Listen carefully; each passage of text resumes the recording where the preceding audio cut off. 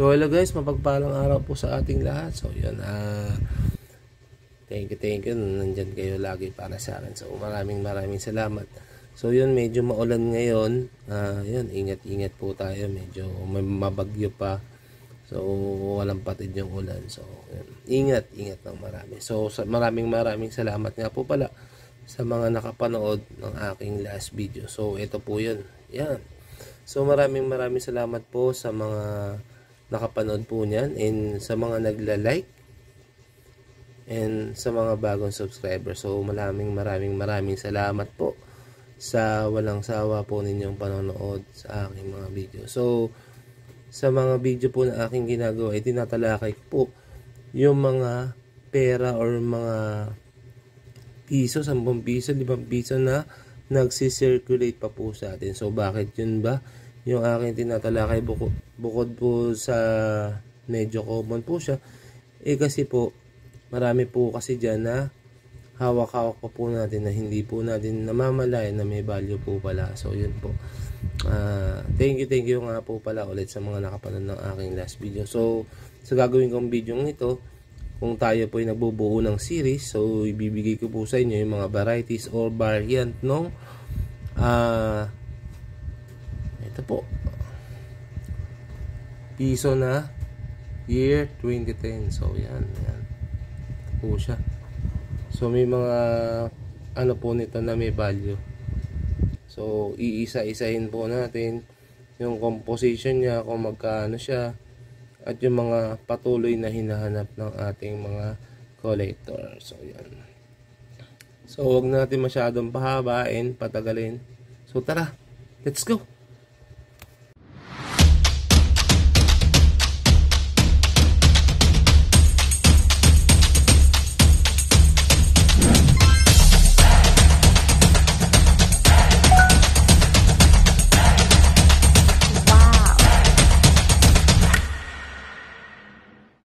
So hello mga coins, mapagpalang araw po sa ating lahat. So yun, nandito po tayo sa ating panibagong coin series na tumatalakay ng mga variant o varieties ng mga barya. So yun, pricing.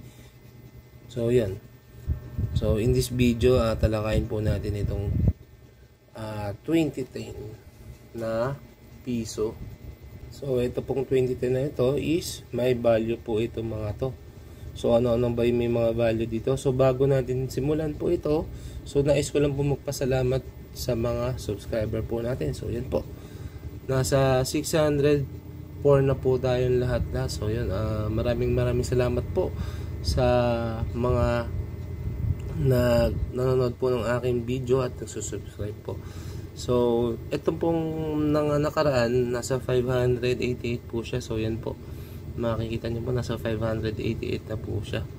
So update lang din po sa ating watch hour. So yan po, nasa 1,326 na po tayo. So yun, medyo marami yung mga nakakapanood ng ating video. So maraming salamat po sa mga nakakapanood. So sa mga hindi pa po nakasubscribe, so pakisubscribe lang po ang ating channel, and pakiclick na rin po ang likes, and pakishare na rin po.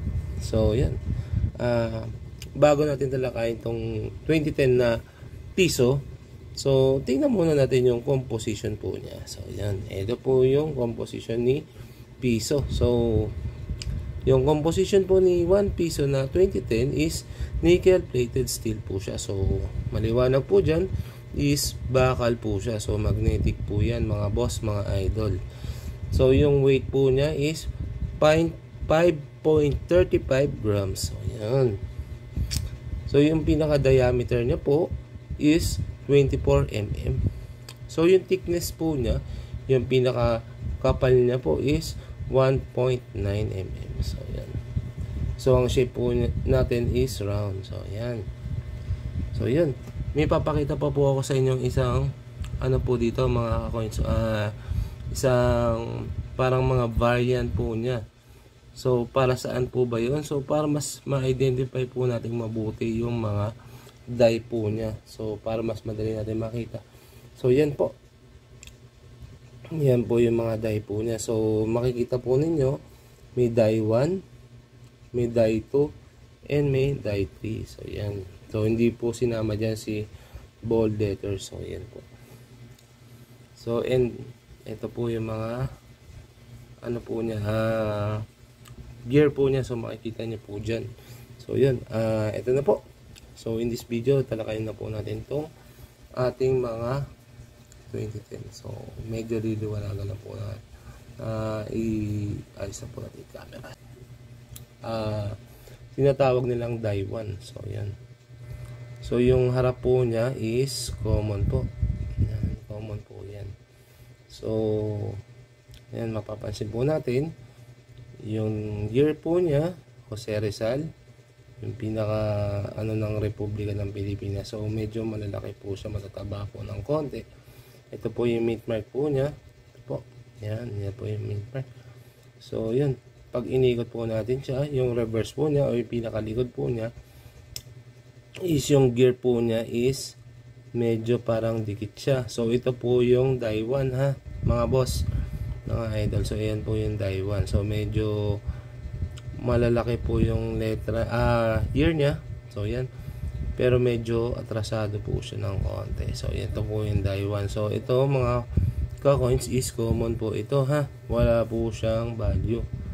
So yan po. Malinaw po tayo dyan. Wala pong value si die 1 na 2010. So kung magkaroon man po tayo ng value dito is magkakaroon po ito ng error. So ano ba yung mga error po niyan? So may mga video po tayo dyan para dun sa mga error coins. So ito po yung tinatawag nila na die 1. Yan. So yan po. Ito po yung unang example natin ni die 1. So proceed na po tayo dito kay die 2. So yan po. Ito po yung die 2 naman po. So kung mapapansin po niya, ay pampapansin po ninyo, yung cogwheel po natin is medyo maliliit po siya. So unlike dun sa isa is medyo parang dikit na dikit. And at the same time yung 1993 po niya is mas maliit po. So yan. Ito po yung die 1. Ay die 2, sorry. So ang difference po niya, yan. Ito po yung comparison po natin. Yan. So unang-una natin tingnan is yung yan. So yan, ito po siya. Makikita po natin kagad. Yan. Mas manipis po. Ayan, mas makapal po yung die 1. So yan po. Ayan. Yun yung gear niya po. Mapapansin po ninyo is mas manipis yung die 2. Ito po yung die 2. So yan. So ulitin ko lang po, ito po ay common lang po ha mga boss. So binibigyan ko lang po kayo ng idea na sa ganon, kung magbubuo po tayo ng series is kasama po kasi itong mga to. So maganda, may idea tayo. So para hindi tayo yun, alam natin yung ano niya, yung reference niya kumbaga. Kung tinatawag nilang bold letters na 2010. So ayan. I-zoom po natin, zoom in po natin. So yung likod po niya, mapapansin niyo po kagad is makakapal po yung kanyang cogwheel. So ito po yung parang gear po na yan is mas malaki po siya ng dihamak. And yung letra niya na Bangko Sentral is mas malaki rin po. So sa pinaka obverse po niya is mapapansin po ninyo is pare-pareho lang po siya. Diba? Yan. So yan, ito po yung likod po niya. Doon nyo kagad mapapansin na yun, kakaiba po siya. So yan po, diba? Kitang kita naman po sa 1993 pa lang di hamak na mas makapal si bold. Yan.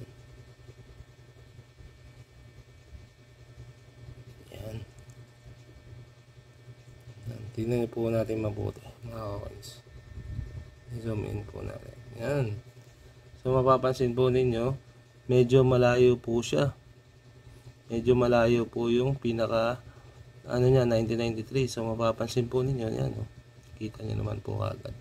So bibigyan ko po kayo ng isa pang picture or example galing kay Numista. So tatlo lang po kasi yung may lista dyan. So ito po, yan, kung mapapansin po ninyo, sa die 1 po is meron po tayong 32%. So medyo malaki-laki po yan. Yan, 32%. Yan, makikita nyo po. Tapos sa die 2 po is meron tayong 13%. Yan. And yung bold letters na 2010, reverse bold letters po is 1.2%. So medyo maliit siya. So medyo rare siya, di ba? So nakikita po ninyo diyan, kung mapapansin po ninyo, isa, dalawa, so tatlo. Tatlo lang po siya.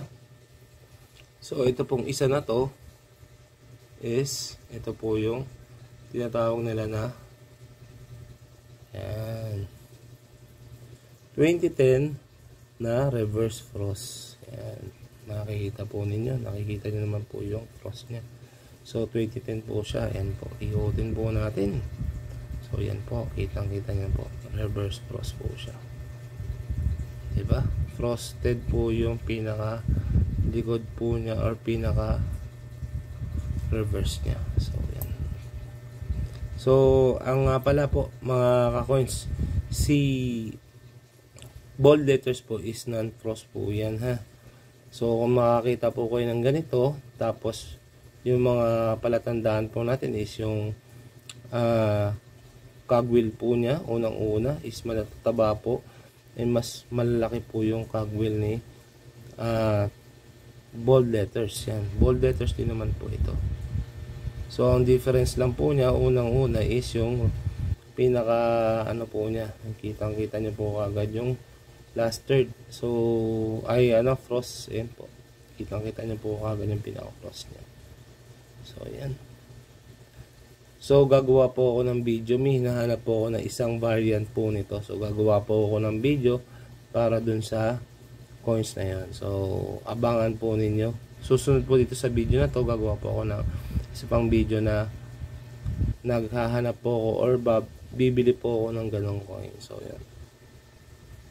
So price yan. Si bold letters po, yan, possible po nasa 100 po ang isa. Bibili po kayo 100 ang isa dati. So ngayon pwede nyo po siyang ibenta ng mga 60 to 80 pesos ang isa. So yan na, medyo maliwanag, 60 to 80 pesos each. Pwede nyo po siyang ibenta. So yan. Itong bold letter kasi mga coins, medyo mahirap po siyang ma-hunt kung mag-hunt po kayo. So medyo madugo kung hunt nyo siya. So kung nagbubuo po kayo, bumili. Much better kung ayaw nyo mahirapan, bumili po tayo through groups. Yan. So ito, masasabi ko medyo common siya para sa akin kasi medyo marami akong ganito. So possible na sa 30 pesos to 40 lang yung ganito. So reverse frost. Yung likod po niya is frosted yan. Yan. So yun, 30 to 40 pesos po yung ganito. So yan na mga ka-coins, nabigay ko po sa inyo yung tamang pricing ng mga to. So yan. Yan. Ito po yung pali-apat po siya na variant. Yan. So kung nagbubuo po kayo o plano nyo po magbuo ng 2010. So yan, ito po. So yun lang po. Sana may napulot po kayo na konting kaalaman o knowledge pricing po ng barya.